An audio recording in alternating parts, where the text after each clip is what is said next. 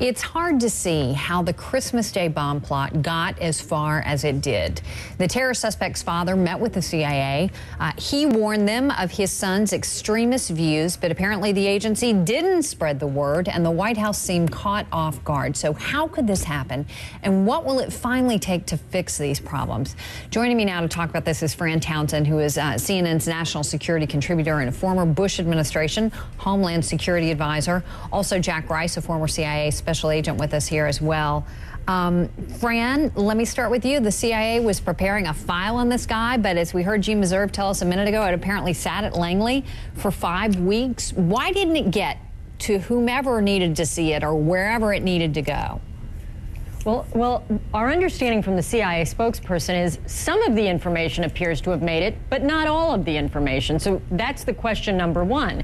Then it goes to the NCTC. They're the people responsible. The National Counterterrorism Center is a part of the Director of National Intelligence. They're responsible for putting the dots together and making sure somebody gets on a watch list. If they got this information and didn't think it was adequate, why didn't they go back to the CIA and ask for additional information? And so you've got multiple failures here, Campbell. It's not just going to be the CIA who's got to answer a lot of questions. And so to that point, Jack, I mean, have we learned anything in the 8+ years since 9/11? I mean, it sounds very familiar here. One arm not sharing information with the other arm. What's going on? You know, you're absolutely right. I mean, come on, let's look back over the last 8+ years after spending close to $1 trillion, turning the entire world upside down and shaking it, starting the Department of Homeland Security and then excluding the Bureau and the agency from it. Now they still aren't talking. This appears to be, in my mind, maybe just the culture of need to know for whatever reason. Instead of saying we need to spread this out and figure out what it is that we do know amongst all of these organizations, they've decided to hold on to it again.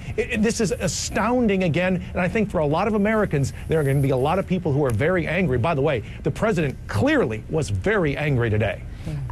Fran, I mean, this was one of the key recommendations of the 9/11 Commission, trying to improve communication between the CIA, FBI, local police. Has there been any progress on this front?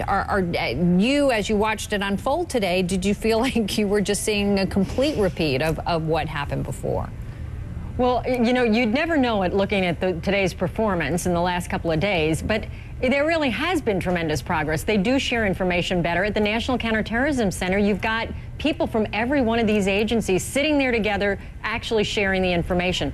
But they clearly haven't closed those gaps. You know what I mean? They really need to look at the system and understand, learn from this today about how could it be that this information they didn't understand the significance of it. You know, one of the things, Campbell, we've seen is the emergence of Yemen as a continuing source of a terror threat.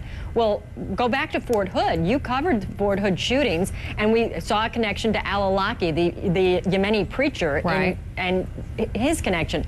Boy, they better be looking to see whether or not they have any information that connects al-Awlaki and as part of the information coming from Yemen as part of this threat. Because if it does, and they had warnings of this going back to the Fort Hood shooting, there is going to be real hell to pay.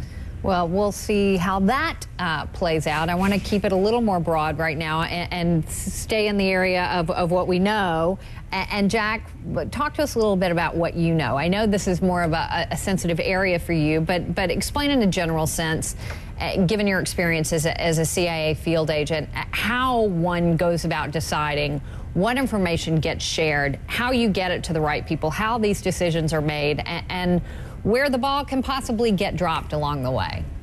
Well, it can get dropped in a lot of places. There's always going to be your first, your sort of front-end person here. This is a GS-12, GS-13, who's probably working at the embassy someplace, who got pulled into this. Once that's done, this may go to a deputy chief of station or a chief of station, the top guys. From there, it should be sent back to Langley. The problem is you could look at the failure from the person who makes the wrong assessment in the first place, and then the person who fails with the analysis at the station level. Then it gets sent back to Langley. At some point, there has to be a decision on what you spread beyond just the CIA. That's what was critical here, and that's really, I think, where the mistake was made.